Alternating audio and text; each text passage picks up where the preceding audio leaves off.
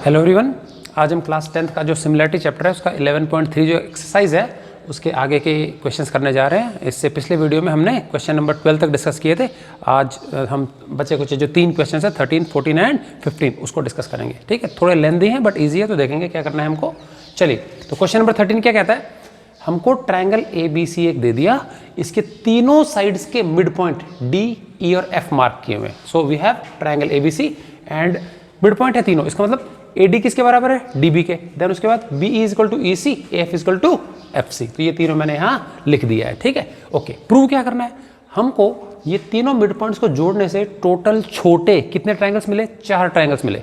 तो हमको साबित करना है कि चारों के चारों जो छोटे ट्रायंगल्स हैं ये ओरिजिनल बड़े वाले ट्रायंगल के क्या होंगे, सिमिलर होंगे। समझ में आ गया कि नहीं? क्या दैट मीन्स ये ट्रायंगल बड़े के सिमिलर, ये भी बड़े के सिमिलर, ये भी बड़े के सिमिलर और बीच वाला भी बड़े के सिमिलर। ठीक, तो अभी क्या है, ये जितने भी ट्रायंगल्स है टोटल हो गए 5, 1 2 3 4 एंड ओरिजिनल वाला 5। इन सबका नेमिंग का सीक्वेंस क्या होना चाहिए, तो एक सिंपल सा पैटर्न बताता हूँ, बहुत आसान रहेगा।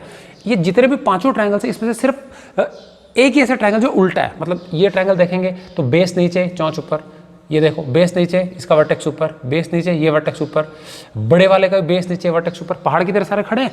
एक ऐसा ट्रायंगल बीच वाला जो उल्टा है, टिप पे खड़ा है, बेस ऊपर है इसका। समझ में आ गया कि नहीं? क्या, तो हम हमेशा टिप, बाकियों की सबकी टिप ऊपर है, चारों की सिर्फ इसकी टिप नीचे है, नुकीली वाली जो हिस्सा है। ठीक है कि नहीं? क्या, तो हम क्या करेंगे, हमेशा टिप से स्टार्ट करेंगे बोलना, और हम हमेशा एंटी क्लॉकवाइज डायरेक्शन, समझ में आ गया? एंटी क्लॉकवाइज होता है घड़ी की दिशा के उल्टे, इस सीक्वेंस में बोलेंगे। तो इस ट्रायंगल की टिप ये रही और यहाँ से मुझे एंटी क्लॉकवाइज बोलना है, तो ADF इसका एंटी क्लॉकवाइज, ऊपर से DBE इसका, FEC इसका, छोटे वाले का देखो टिप नीचे है तो E से स्टार्ट करेंगे और एंटी क्लॉकवाइज EFD, और बड़े वाले का ABC। सिस्टम समझ में आ गया?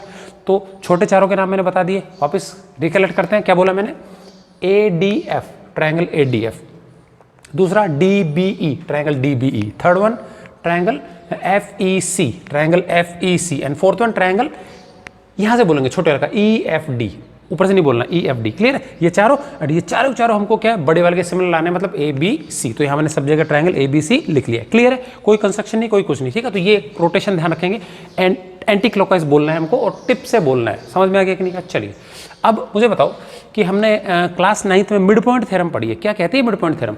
किसी भी ट्रायंगल के 2 साइड्स के मिड पॉइंट को यदि जोड़ देते हैं तो क्या होता है, वो तीसरी जो साइड होती है नीचे वाली उसके पैरेलल आती है वो। ठीक है, तो हमको पता है कि D तो इसका मिड पॉइंट है, F इसका मिड पॉइंट है, तो ये किसके हो जाएगी, पैरेलल BC के हो जाएगी। इसी प्रकार से DE पैरेलल हो जाएगा AC के और FE पैरेलल हो जाएगा AB के। समझ में आ गया? तो ये हम लिख सकते हैं, यहाँ से स्टार्ट यहीं से करेंगे मिड पॉइंट थ्योरम लगा करके, सिंस क्योंकि D and F are the midpoints of sides AB and AC respectively। D and F mid points है किसके साइड्स के, AB and AC respectively. therefore क्या पता लगा, DF parallel BC equal to half भी हो जाएगा, हाफ की जरूरत है, सिर्फ पैरेलल चाहिए, तो DF पैरेलल हो गया किसके, BC के। तो इसी प्रकार से हम 2 और स्टेटमेंट ले सकते हैं, तो D और E इसके मिड पॉइंट्स हैं तो DE इसके पैरेलल हो जाएगा, F और E इन दोनों के मिड पॉइंट्स हैं तो FE AB के पैरेलल हो जाएगा। ठीक, तो हमने लिख लिया DF पैरेलल BC हो गया। Similarly we can show that DE is parallel to AC and FE is parallel to AB। Clear है? सारे पैरेलल आ गए। अब बहुत आसान काम है हमारे लिए। अब हम मुद्दे पे आ जाते हैं, हमको पहला वाला पार्ट क्या प्रूव करना है, ट्रायंगल ADF सिमिलर है ट्रायंगल ABC के। कहाँ ADF ऊपर वाला और ABC फुल बड़े वाला। तो इस छोटे में और इस बड़े में क्या करना है, पहले मैं इसको बड़े के करूंगा, फिर इसको बड़े के, इसको बड़े के, कोने वाले तीनों, और सेंटर वाले को लास्ट में करेंगे। ठीक है, चलिए अब इस छोटे में और इस बड़े वाले ट्रायंगल में देखना है, एंगल दोनों में कॉमन है भाई, इस छोटे में भी एंगल आ रहा है और बड़े ट्रायंगल में भी एंगल आ रहा है। तो मैंने लिख दिया in triangle ADF and ABC, sequence यहीं से लिखना है, ADF एंड ABC, सिमिलर की जगह बस इन ट्रायंगल लगा देना। ठीक है, तो इन ट्रायंगल ये वाला एंड ये वाला। ठीक, चलिए एंगल दोनों में, एंगल क्या हो गया, कॉमन हो गया। अब नीचे के दोनों एंगल इन दोनों के बराबर होंगे, क्योंकि देखो ये हमने क्या है, क्या कर रखा है, हमने पैरेलल कर रखा है ना, तो हमको पता है कॉरस्पॉन्डिंग बराबर होते हैं। देखो ट्रायंगल ऐसा दिख रहा है ना ये, और ये इसके पैरेलल है, तो हम ये वाला एंगल इसके बराबर कर सकते हैं, दोनों ही कर सकते हैं, एक तरफ का ले लो कोई। समझ में आ गया? मैंने लेफ्ट साइड का लिया, तो एंगल है तो कॉमन हो गया, एंगल 1 किसके बराबर हो गया, एंगल 2 के बराबर हो गया, 1 बराबर 2। क्यों? कॉरस्पॉन्डिंग एंगल्स इन दो के बीच के। समझ में आ गया? पैरेलल सही है, तो देयरफॉर क्या हो जाएगा, दो एंगल मैच हो गए, इस छोटे में इस बड़े में, तो देयरफॉर AA सिमिलरिटी क्राइटेरियन, जगह कम है तो मैंने यहाँ राइट साइड में लिख दिया, हम बीच में भी लिख सकते हैं ऊपर। तो therefore by AA similarity criterion क्या हो जाएगा, ट्रायंगल ADF सिमिलर हो जाएगा ट्रायंगल ABC के। तो ADF सिमिलर हो जाएगा ABC के। तो सीक्वेंस में पहले दिमाग लगा लेना, बाद में ज़्यादा सोचना नहीं, फटाफट लिखना है। क्लियर है फर्स्ट पॉइंट? चलिए अब सेकंड वाला बताओ। In triangle DBE and triangle ABC, DBE and triangle ABC। अब ये हम यहाँ मिटा देते हैं थोड़ा सा। ओके, अभी क्या है दूसरा वाला, ये कोने का और बड़ा DBE, फैशन ऊपर से बोलेंगे हम हमेशा, ठीक है, और ABC। तो in triangle DBE and triangle ABC, इस बार B कॉमन है। देखो ये कोने वाला जो ट्रायंगल है इसका ये एंगल और बड़े वाले का B एंगल कॉमन नहीं है, तो angle B equal to angle B common हो जाएगा। और इधर के कोई से भी एंगल ले लो, तो एंगल हमने क्या ले लिया, 3 वाला जो है वो हम A के बराबर कर देंगे, ठीक है, angle 3 equal to angle A कर देंगे, ठीक है। तो एंगल 3 किसके बराबर हो गया, एंगल A के। कहाँ लिखा है, angle 3 equal to angle A, ये वाला। मतलब ये इस बार DE पैरेलल ऐसे दिया हुआ है हमको, ठीक है, ऐसे दिया हुआ है DE।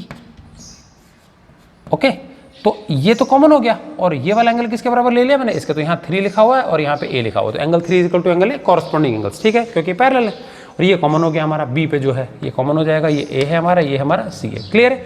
So by A similarity criterion again क्या है, दोनों के दोनों ट्रायंगल क्या हो गए, सिमिलर हो गए। समझ में आ गया, दो एंगल।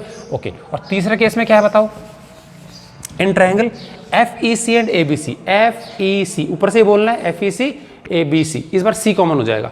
तो इन दो ट्रायंगल में एंगल C क्या हो गया, कॉमन हो गया। और C के अलावा नीचे के कोई भी दो एंगल ले लो, ये ले लिया, तो 4 बराबर क्या हो जाएगा 2। अगेन ये दोनों पैरेलल तो कॉरस्पॉन्डिंग एंगल्स, तो एंगल 4 इक्वल टू क्या हो गया, एंगल 2 हो जाएगा कॉरस्पॉन्डिंग। कैसे हुए समझ में आ गया, कॉरस्पॉन्डिंग ऐसे ऐसे है, ये बीच में पैरेलल है, तो ये तो इसके कॉरस्पॉन्डिंग हो गया एंड ये हो गया कॉमन। तो ये C वाला ये रहा, ये है 4 और ये है 2। समझ में आ गया, ये जानकारी मैंने यहाँ लिखी है, ठीक है।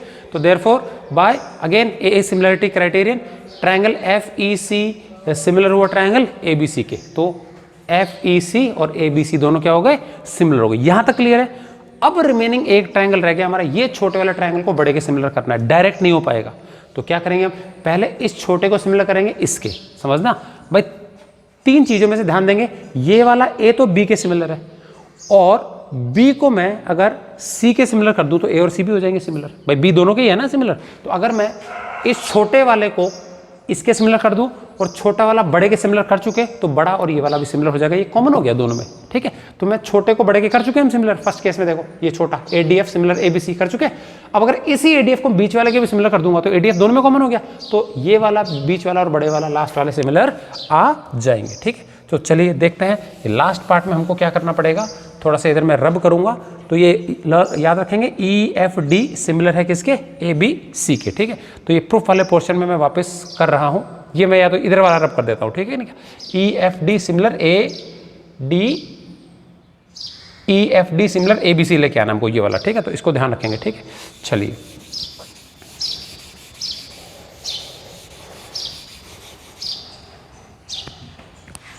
तो आगे का पोर्शन क्या है, तो इन दोनों छोटों की बात कर रहे हैं हम, ठीक है कि नहीं क्या। तो ADF, अब मुझे बताओ in triangle ADF and triangle, ऊपर से बोला मैंने ADF क्लॉकवाइज एंटी क्लॉकवाइज, तो इधर से EFD एंड ट्रायंगल EFD, इन दोनों की बात हो रही है। समझ में आ गया। चलिए डायरेक्ट नहीं होगा तो पहले इन दोनों को कर रहा हूँ, बहुत आसान है। ये पैरेलल है, ये पैरेलल है, तो 1 वाला तो 7 के बराबर, 5 वाला 6 के बराबर, क्यों, अल्टरनेट एंगल्स हो गए। समझ में आ गया। तो we can write angle 1 is equal to angle 7। भाई ऐसे Z बन रहा है ना, ये 1 तो 7 के बराबर हो गया क्योंकि दोनों पैरेलल है, और 5 वाला 6 के बराबर हो गया क्योंकि ऐसे ऐसे ऐसे ये दोनों भी पैरेलल है। क्लियर है। तो angle 5 is equal to angle 6, both are pairs of alternate angles. Clear है। तो देयरफॉर अगेन हम कह सकते हैं कि ट्रायंगल ADF सिमिलर हो गया ट्रायंगल EFD के। क्लियर है। कारण क्या लिख देंगे, A सिमिलरिटी क्राइटेरियन, ठीक है। Let it be number 4। समझ में आ गया। अब मुझे बताओ इस 4 को कंपेयर करो 1 के साथ। देखो ADF ट्रायंगल EFD के सिमिलर, ADF ABC के सिमिलर, तो इसका मतलब हुआ EFD किसके सिमिलर हुआ, ABC का भी बताया था ना मैंने। A तो B के सिमिलर है, BC के, तो AC हो जाएगा, ठीक है। तो कंपेयरिंग 1 एंड 4, समझ में आ गया। कंपेयरिंग देयरफॉर ये हमारा 4th वाला है, ठीक है ना हिस्सा। कंपेयरिंग 1 एंड 4 वी गेट, हमको क्या मिल जाएगा बताओ। देखो एडीएफ कॉमन हो गया तो हम लिख सकते हैं ट्रायंगल ईएफडी सिमिलर है ट्रायंगल एबीसी के। Triangle EFD is similar to triangle ABC. तो देखो यही हमको बच्चों लेके आना था, जो लास्ट वाला पार्ट है। तो ये हमारा सारे के सारे पार्ट क्या हो गए, प्रूव हो गए। तो इसको अच्छे से समझ के आप लोग नोट कर लेंगे। क्लियर है?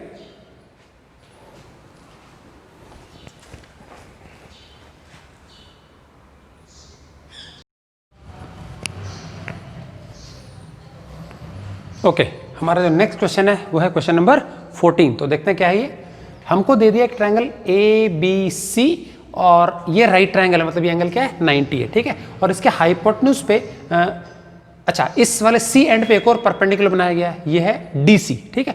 और डी से फिर हाइपोटेन्यूज पे एक और परपेंडिकुलर ड्रॉप किया गया। तो यहाँ पे 3 परपेंडिकुलर्स हैं। तो हम कह सकते हैं कि ये बीसी है ना, बीसी पे पॉइंट बी पर ये परपेंडिकुलर, सी पर ये परपेंडिकुलर, और फिर जब इसको जोड़ने पर जो हाइपोटेन्यूज मिलेगा इस राइट ट्रायंगल का उस पर डी से ये परपेंडिकुलर, ठीक है। तो 3 हमारे पास परपेंडिकुलर रिलेशन से क्या है, तो A B is perpendicular to B C. उसके बाद क्या आएगा, डी सी परपेंडिकुलर टू, देखो ये डी सी जो है ये भी क्या है बी सी पे ही परपेंडिकुलर है, and D is perpendicular to A C, और डी जो है वो किसके परपेंडिकुलर है, ए सी के परपेंडिकुलर है। क्लियर है? तीनों चीज पता चल गई।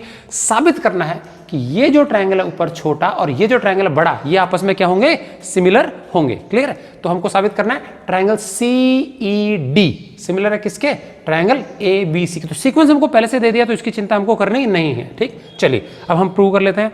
उससे पहले हमको क्या करना पड़ेगा, ये जो राइट ट्रायंगल है ना बड़े वाला, एक काम करते हैं इसके तीनों एंगल्स निकाल लेते हैं, ठीक है कि नहीं। तीनों में से एक एक तो दोनों की पता है। देखो इसमें एक एंगल 90 है, इसमें एक एंगल 90 है, दोनों में एक एक 90 हो गया। तो अगर हम किसी तरीके से दोनों ट्रायंगल्स के एक एक एंगल और इक्वल कर दें, सिर्फ एक एक एंगल, तो क्या हो जाएगा, ए सिमिलरिटी से दोनों के दोनों क्या हो जाएंगे, सिमिलर हो जाएंगे, ठीक है कि नहीं है। चलिए तो देखो इसमें बी पे 90 है, इसमें ई पर 90 है, तो क्लियर हमको क्योंकि परपेंडिकुलर दिए हुए हैं, ठीक। एक एक एंगल और मैच करना, तो इसके लिए क्या करते हैं, इसके दोनों को दोनों एंगल्स निकाल लेते हैं। तो एक काम करते हैं यहाँ से स्टार्ट करते हैं। सपोज बड़े ट्रायंगल में एंगल ए को क्या मान लेते हैं, एक्स, तो let angle A equal to X मान लिया। अब मुझे बताओ ये 90 पता है हमको, ये एक्स पता है हमको, तो तीसरा निकाल लें, ये इधर जो आएगा ए सी बी जो आएगा वो निकाल लेते हैं। तो बताओ एंगल सम प्रॉपर्टी लगा लें यूजिंग एएसपीटी। एएसपीटी होता है angle sum property of triangles, किसमें, इन ट्रायंगल एबीसी। क्या होती है प्रॉपर्टी, ट्रायंगल के तीनों एंगल्स का सम 180 डिग्री होता है। क्लियर? तो हम लिख सकते हैं एंगल ए, सिंगल है तो एंगल ए लिख सकते हैं, सिंगल वर्टेक्स। जहां पे एक से ज्यादा एंगल बनते हैं तो 3 अक्षरों में नाम लिखना है एंगल का, ठीक। तो angle A plus angle A B C, angle B भी चलेगा, और प्लस यहाँ पे लिखेंगे angle A C B, B C A भी लिख सकते हैं, नो प्रॉब्लम, ठीक है ना। चलिए तो इन तीनों एंगल का सम 180 हो जाएगा। तो एंगल ए हमने मान रखा है कितना, एक्स है। फिर एंगल ए बी सी हमको 90 दिया हुआ है। ए सी बी हमको निकालना है जो कि पता नहीं है, ठीक है, ए सी बी निकालना है। तो देखो ये दोनों को मैं उस तरफ भेज दूंगा तो 180 में से 90 माइनस हो जाएगा और एक्स भी माइनस हो जाएगा, दोनों प्लस किया ना, उधर जाके माइनस हो जाएंगे। 180 में से 90 गया तो कितना बचा, 90 बचेगा, और माइनस एक्स ऐसा कैसा है, तो ए सी बी कितना आ गया, 90 माइनस एक्स आ गया, ए सी बी। तो देखो मैंने यहाँ लिख दिया है, ए सी बी को लिख दिया मैंने 90 माइनस एक्स लिख दिया है, ये क्लियर है यहाँ पे। चलिए अब हम चलते हैं आगे। तो अब मुझे बताओ, हमको ये एंगल भी तो 90 पता है पूरा, कौन सा, बी सी डी, क्योंकि ये परपेंडिकुलर है इस पे। हमको पता है कि angle B C D equal to 90 degree, B C D ये इधर कोने का पूरा 90 है। अच्छा इस पूरे में से एक पता है, नीचे का टुकड़ा तो ऊपर का आ जाएगा। जैसे मान लीजिए पूरा एंगल है 90 में से एक पता है 50, तो 90 में से 50 घटा देंगे तो ये आ जाएगा। समझ में आ गया? तो सिंपल तरीका ये है। ओके, तो एंगल बी सी डी 90 हमको गिवन पता है, परपेंडिकुलर है। क्लियर?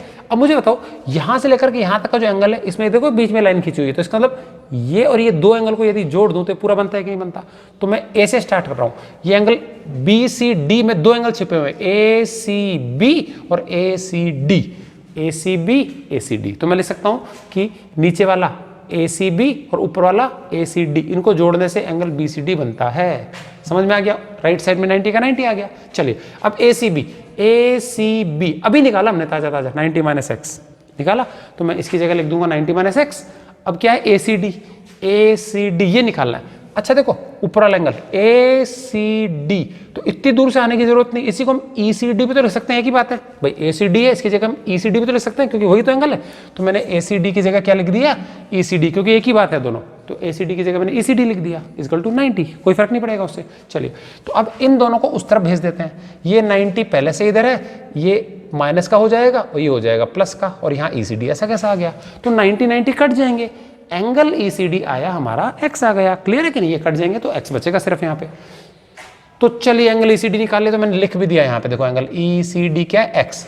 अब गौर करते हैं, दो एंगल मैच हो गए हमारे, देखो एक 90 एक 90, एक एक्स एक एक्स, तो दो ही तो मैच करने थे, तीसरे की आवश्यकता ही नहीं है, तो तीसरा 90 माइनस एक्स है तो वो भी 90 माइनस एक्स ही होगा, जरूरत नहीं है। ठीक, चलिए अब हमको ट्रायंगल सिमिलर करने हैं, तो जो सीक्वेंस दिया वही ले लेंगे, in triangle C E D and triangle A B C, in triangle C E D and triangle A B C. Sequence हमारा सही है, चेक भी कर लेते हैं। सी ई डी, देखो सी ई डी एक्स वाला 90 वाला और जो नहीं दिया वो वाला, तो सी ई डी हो गया, और ए बी सी एक्स वाला 90 वाला और जो नहीं लेना वो वाला, समझ में आ गया तीसरा, तो सीक्वेंस हमारा सही है। चलिए तो इन दो ट्रायंगल्स बताओ, पहले सी डी का नाम लिखा तो पहले इसके एंगल्स लिखूंगा मैं, किसके एंगल्स लिखूंगा मैं, इसके एंगल्स लिखूंगा, या उसके भी लिख सकता हूं, कोई दिक्कत नहीं है। तो ए बी सी और सी ई डी बराबर है, देखो ए बी सी कहाँ है, ए बी सी, ये 90 वाला किसके बराबर है, इस 90 के बराबर है, angle A B C is equal to angle C E D, A B C equal to angle C E D equal to 90 degree, ये तो पता है दोनों परपेंडिकुलर, ये 90 और ये 90 दे रखा था अपने को, एक 90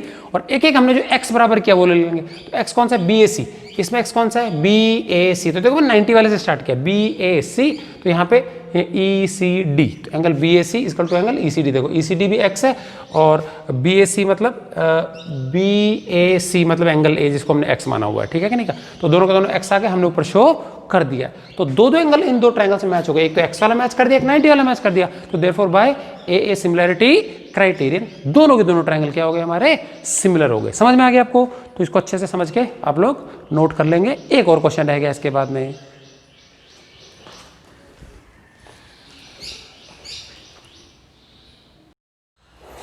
ओके बच्चों, हमारा जो लास्ट क्वेश्चन एक्सरसाइज का वो है क्वेश्चन नंबर 15, देखते हैं क्या है।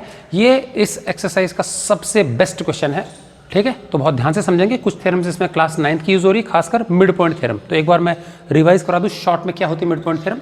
कोई भी एक ट्रायंगल है, ठीक है, ट्रायंगल में अगर दो साइड के मिड पॉइंट को जोड़ते हुए हम लाइन सेगमेंट खींच दें, इसका मिड पॉइंट ये रहा, इसका मिड पॉइंट ये रहा, लाइन खींच दी, तो ये इसके पैरेलल हो जाती है नंबर 1 और ये इसका हाफ हो जाती है लंबाई में नंबर 2। समझ में आ गया, ये मिड पॉइंट थ्योरम हमने 9th क्लास में पढ़ी है, अच्छे से यूज करने का टाइम है अभी, ठीक है। चलिए तो इसको थोड़ा रफ कर देते हैं, रफ वर्क को हम, ओके जी।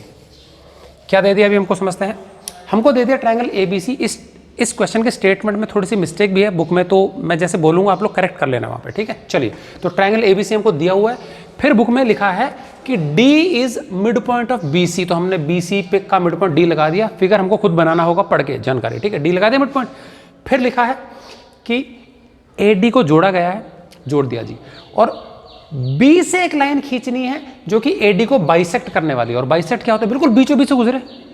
तो बुक में जानकारी नहीं लिखी है कि लाइन कहां से खींचनी है, समझ में आ गया, बस उन्होंने लिखा है कि एक line is drawn which bisects AD। अब AD को तो हम ऐसे बीच में से भी तो खींच सकते हैं, तो ये प्रॉब्लम है थोड़ी सी, तो वहां लिख लेंगे from point B a line segment is drawn which bisects AD, ठीक है कि नहीं क्या, और उसको AD को तो E पे काट रही है और AC को काट रही है X पे, समझ में आ गया कि नहीं। तो B से खींचनी है तो फ्रॉम B लगा लेंगे वहां पे, क्लियर है। चलिए बाकी ठीक है सब, तो इसका मिड पॉइंट D है, इसको खींच लिया हमने, जोड़ दिया, और इस AD का मिड पॉइंट को क्या मार्क कर लिया हमने, E मार्क कर लिया सपोज, और ये इस प्रकार से खींचे कि इसको बाइसेक्ट कर रही है, तो मतलब मिड पॉइंट से होकर गुजर रही है, तो B को जोड़ दिया और आगे प्रोड्यूस कर दिया कि AC को कहां जाके मिल जाए, X पे मिल जाए, इतना हमारा था डायग्राम, ठीक।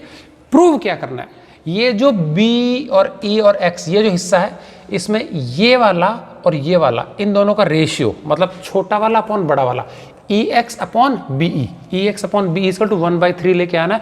कुछ बुक में ये प्रिंटिंग मिस्टेक भी, अलग अलग ब्रांड्स की बुक्स होंगे आपके पास, तो कहीं कहीं ये 1/2 है जो कि गलत है, 1/3 ही आना चाहिए। दूसरी मिस्टेक ये भी है, तो ये दोनों चीज़ें करेक्ट कर लेंगे, कंप्लीट स्टेटमेंट देख लेंगे, और ये 1/3 ही होना चाहिए। चलिए कंस्ट्रक्शन कर लेते हैं। कंस्ट्रक्शन क्या है हमारा कि इस ABC ट्रायंगल में D से एक लाइन सेगमेंट खींच लेंगे ऐसे, इसके पैरेलल, समझ में आ गया। तो BX के पैरेलल D से एक लाइन सेगमेंट इस प्रकार से खींचेंगे कि AC को लाइन सेगमेंट कहां जाके मिल जाए, Y पे जाके मिल जाए। तो देखेंगे फ्रॉम D मतलब D से ड्रॉ अ लाइन सेगमेंट, एक लाइन सेगमेंट खींचा, पैरेलल टू बी एक्स के पैरेलल, तो मैंने एरो लगा दिया है बी एक्स के पैरेलल, which meets A C at Y, जो कि ए सी को कहाँ जाके मिल जाएगा, बिंदु वाई पे जाके मिल जाएगा। ये क्लियर है यहाँ तक? चलिए जी, अब हमको पता है कि जब भी किसी ट्रायंगल में एक साइड के पैरेलल एक और लाइन सेगमेंट होती है बीच में, तो हम बीपीटी लगा सकते हैं, ठीक है कि नहीं? ओके जी, अब हम बात कर रहे हैं ए डी वाई इस ट्रायंगल की, तो मैं हल्का हल्का शेड कर दूं तो आपको समझ में आ जाए।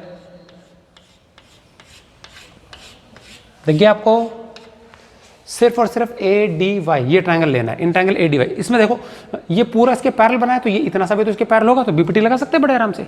तो हम लगा देंगे ए डी वाई में, क्योंकि ई एक्स पैरेलल है डी वाई के, देयरफॉर बाय बीपीटी। तो in triangle A D Y shaded वाला, since E X is parallel to D Y, E X parallel है डी वाई, क्योंकि पूरा पूरा पैरेलल बना रखा है हमने, तो टुकड़ा भी तो पैरेलल होगा, E X parallel D Y, therefore by BPT. क्या कहते हैं बीपीटी?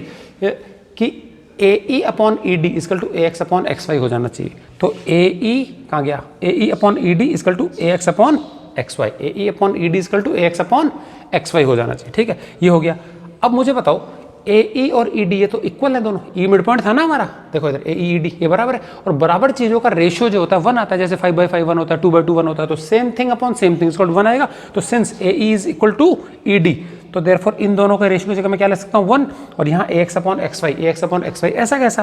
तो ये 1 लिख दिया मैंने, क्योंकि दोनों बराबर हैं। अच्छा, 1 लिख दिया तो ये इधर आ जाएगा, तो ए एक्स और एक्स वाई बराबर हो गए, तो हम लिख सकते हैं A X equal to X Y, equation number 1 आ गई, ए एक्स बराबर एक्स वाई। ये तो मैंने देखो आप लोगों को 10th में बीपीटी पढ़ाई, तो बीपीटी लगा के कर लिया। हम डायरेक्ट 9th क्लास की एक और थ्योरम लगा सकते थे, मिड पॉइंट थ्योरम का कन्वर्स। क्या कहता है मिड पॉइंट थ्योरम का कन्वर्स? किसी ट्रायंगल में किसी एक साइड के मिड पॉइंट से, मिड पॉइंट है ना ये इसका, पैरेलल खींचे दूसरी साइड के लाइन, तो तीसरे साइड को मिड पॉइंट पे जाके मिलता है, converse of mid point theorem है। तो ए एक्स और एक्स वाई हम डायरेक्ट पैरेलल कर सकते हैं, लेकिन उसके लिए स्टेटमेंट लिखना पड़ता है हमको, वो भी कर सकते हैं। क्या करेंगे? In triangle A D Y, since E is the mid point of A D and E X is parallel to D Y, therefore क्या हो जाएगा? X is also the mid point of A Y, therefore A X बराबर X Y. तो उतनी language लिखनी पड़ेगी, हमने BPT कर सकते हैं, ऐसे भी कर सकते हैं। तो जो काम मैंने इस शेडेड ट्रायंगल में किया, वही काम अब इस ट्रायंगल में करना है। देखो बी सी एक्स, देखो हमने ये और ये पैरेलल का जोड़ा ले लिया, तो इस बीपीटी लगा दी। अब ये नीचे जो ट्रायंगल है देखना, इस ऊपर वाले को छोड़ देना, एक्स बी सी एक्स, इस ट्रायंगल में नीचे वाले में ये चीज इस पूरे के पैरेलल है, तो यहाँ पे भी बीपीटी लगा देंगे। तो in triangle B C X, क्योंकि D Y is parallel to B X, therefore by BPT क्या हो जाएगा बताओ? इधर से ले लेते हैं, ये अपॉन ये इज इक्वल टू ये अपॉन ये, दिखाई दिया सबको? ठीक है, B D upon D C equal to X Y upon Y C. इधर से भी ले सकते हैं, कोई प्रॉब्लम नहीं है। मैं पीछे से ले रहा हूँ, चौंस पे आ रहा हूँ, मैं इधर से भी ले सकता हूँ, ठीक है? तो मैं लिख दूंगा बीपीटी के द्वारा B D by D C equal to X Y by Y C, B D by D C equal to X Y by Y C. Again मुझे बताओ, ये तो मिड पॉइंट दे रखा है डी, तो मतलब ये दोनों सेम टू सेम है, और सेम टू सेम चीजें हैं, इक्वल चीजें हैं, उनका रेशियो क्या आता है? 1 आता है। तो बी डी और D C again they are equal given है, तो देयरफॉर इनका रेशियो आ जाएगा 1। तो X Y by Y C equal to 1, तो वाई सी इधर आ जाएगा। तो एक्स वाई और वाई सी फिर बराबर हो गए, मतलब एक्स वाई और वाई सी बराबर हो गए। तो पहले चीज में प्रूव किया था एक्स किसके बराबर है? एक्स वाई के, मैंने निशान लगा दिया, 3 निशान। फिर आगे प्रूव किया हमने एक्स वाई वाई सी के बराबर है पूरा, तो मतलब ये तीनों टुकड़े बराबर हो गए, तो मैंने तीनों पे सेम निशान लगा रखा है, 3 निशान 3 निशान 3 निशान। ए एक्स पहले एक्स वाई के बराबर किया, एक्स वाई किया वाई सी के बराबर। क्लियर? चलिए, अब हमने पढ़ रखी है मिड पॉइंट थ्योरम। क्या कहते हैं मिड पॉइंट थ्योरम? किसी ट्रायंगल में दो साइड के मिड पॉइंट्स को जोड़ने वाली लाइन सेगमेंट तीसरे के क्या होती है? पैरेलल होती है, ठीक है? चलिए, तो अभी क्या कर लेते हैं, हम ले लेते हैं triangle A D Y, again जो शेड किया हुआ वो, और दोबारा लेंगे नीचे वाला जो भी किया, वही दो ट्रायंगल वापस लेने, एक बार लेना है ए डी वाई, एक बार लेना है बी सी एक्स। क्लियर है? चलिए, तो ए डी वाई में मुझे बताओ, क्या ई इसका मिड पॉइंट? यस। क्या एक्स इसका मिड पॉइंट ए वाई का? यस। तो इन दोनों लाइन सेगमेंट्स के ई और एक्स मिड पॉइंट्स है, तो मिड पॉइंट को जोड़ने वाली लाइन सेगमेंट ई एक्स ही तो हुई, तो क्या ये डी वाई के हाफ होगी? बिल्कुल होगी। तो लिख दिया in triangle A D Y, in triangle A D Y, क्योंकि E and X are mid points of sides A D and A Y, mid points of sides A D and A Y respectively, उसी क्रम में। Therefore E X is equal to half of D Y. समझ में आ गया? E X is equal to half of D Y. तो ये हमने इक्वेशन 3 मान लिया, वो 2 था 3, मिड पॉइंट थ्योरम। सेम चीज इधर भी कर लेना। देखो, डी मिड पॉइंट साबित कर चुके, वाई मिड पॉइंट साबित कर चुके, क्योंकि एक्स वाई और वाई सी बराबर ले आया। तो देखो, ये इसका मिड पॉइंट है, ये इसका मिड पॉइंट है, तो ये दोनों, ये जो लाइन सेगमेंट है डी वाई मिड पॉइंट्स को जोड़ने वाला लाइन सेगमेंट है इस नीचे वाले ट्रायंगल में। तो देखेंगे in triangle B C X, वही ट्रायंगल दोबारा ले लिया, since D and Y are the mid points of sides B C and C X, D and Y are the mid points of sides B C and X C, C X C कुछ भी लिख लो respectively. Therefore D Y किसके half होना चाहिए? B X के half होना चाहिए। ये क्लियर है? अब देखो Ex बराबर half of dy and dy equal to half of bx। अभी हमको आंसर में Ex और Be रखना है, Ex चाहिए, तो इस इक्वेशन को रिटेन करना है, तो dy हमको नहीं लाना है, तो dy की वैल्यू इसमें पुट कर देंगे ऊपर वाले में। तो देखो Ex बराबर हाफ dy और dy की वैल्यू यहाँ निकली और dy इक्वल टू क्या हाफ ऑफ bx, तो ये वैल्यू इसमें पुट कर देंगे। तो इसको हमने इक्वेशन नंबर 4 मान लिया, ये भी क्या मिड पॉइंट थ्योरम से ही आया है, ठीक है। तो put the value of equation 4 मतलब dy की वैल्यू इन इक्वेशन नंबर 3 में रख देंगे। तो देखो Ex is equal to half into और dy की जगह मैंने रख दिया हाफ ऑफ bx, समझ में आ गया, dy की जगह हाफ ऑफ bx रख देंगे। तो देखो 1/2 इंटू 1/2 कितना हो जाएगा 1/4 और सेम टू सेम bx आ गया। अब ये 4 को इधर इंटू कर लेंगे तो 4ex is equal to bx हो गया। यहाँ तक क्लियर है। चलिए अब आगे के स्टेप हम यहाँ देख लेते हैं। मैं कंस्ट्रक्शन से मिटा रहा हूँ, ठीक है ना, ताकि हमको पता लग जाए क्या प्रूव हमको करना था, ठीक है।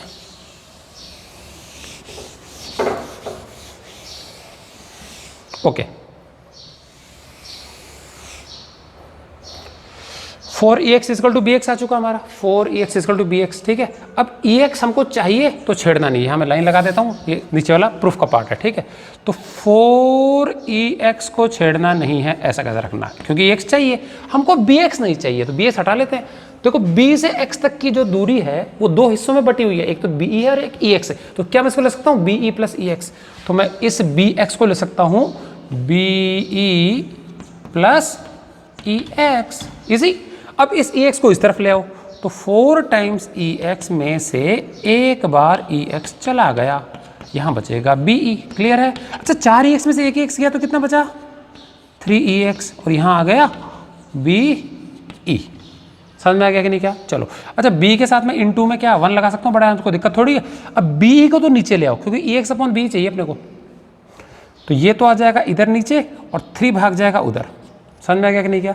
तो ex अपॉन be, ये मैं रब कर देता हूँ arrows,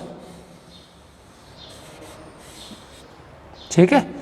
ex upon be is equal to क्या हो जाना चाहिए 1/3, समझ में आ गया। तो फाइनली ये हमारा प्रूव हो गया क्वेश्चन। और बच्चों इसी के साथ आपकी जो एक्सरसाइज 11.3 है वो ख़त्म होती है। तो ये बहुत इंपॉर्टेंट क्वेश्चन है, इसको ध्यान से समझ के नोट कीजिएगा आप लोग। और बुक में जो एरर्स मैंने बताए थे क्या कि कहाँ से पॉइंट खींचना है, कहाँ से लाइन सेगमेंट खींचनी है, फ्रॉम बी नहीं लिखा हुआ, उसको नोट कर लेंगे। और रेशियो कुछ बुक्स में 1/3 के स्थान पे 1/2 दिया हो, गलत है, 1/3 ही लिख लेंगे। ओके, सो यहाँ तक आप लोग नोट करेंगे। आज के वीडियो के लिए इतना ही एंड थैंक्स फॉर वॉचिंग।